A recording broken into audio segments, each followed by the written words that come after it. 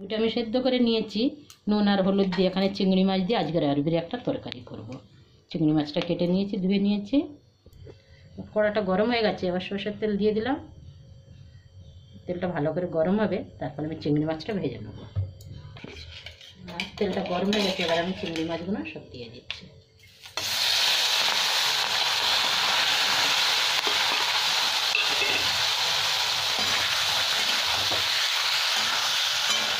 চিংড়ি মাছটা আমার ভাজা হয়ে গেছে, এবার আমি উঠিয়ে নিচ্ছি তেলের থেকে। তেলটা অনেক হয়ে গেছে এর মধ্যে। একটু গোটা জিরে দিয়ে দিলাম তেলের মধ্যে, একটা তেজপাতা, 3 টুকরো এলাইচি ছেঁচে রেখেছি, 2 টুকরো দারচিনি, 2 লবঙ্গ ছেঁচে দিয়ে দিলাম। মশলাটা ভালো ভাজা হবে, তারপর আমি আদা বাটা টমেটো দিয়ে দেবো।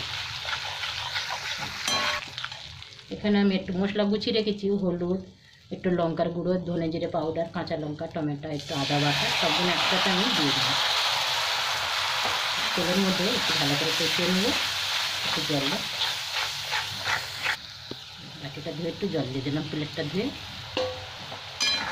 ভালো করে মশলাটা কষে নেব। এবার আমি সেদ্ধ করা আরবিটাও দিয়ে দিলাম।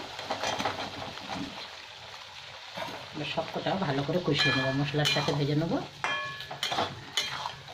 এটা 2-3 মিনিট ভালো করে ভেজে নিচ্ছে। ভালো করে আমার কষা হয়ে গেছে সবজিটা। এবার চিংড়ি মাছটা দিয়ে দিলাম, নেড়ে নিয়ে জল দিয়ে দেবো।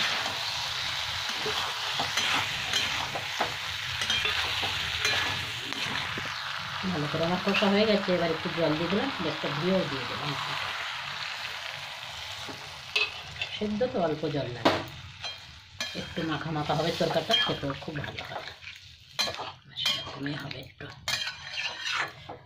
একটু ফুটে গেলেই বন্ধ করে দেবো গ্যাস, আমার রান্না শেষ। এবার ঢাকাটা খুলে দেখছি, বাহ খুব সুন্দর হয়েছে রে। যেটুকুনি ঝোলের দরকার এইটুকুনি। এবার আমি গ্যাসটা বন্ধ করলাম। গরম মশলাটা ভালো সেদ্ধ হয়ে গেছে।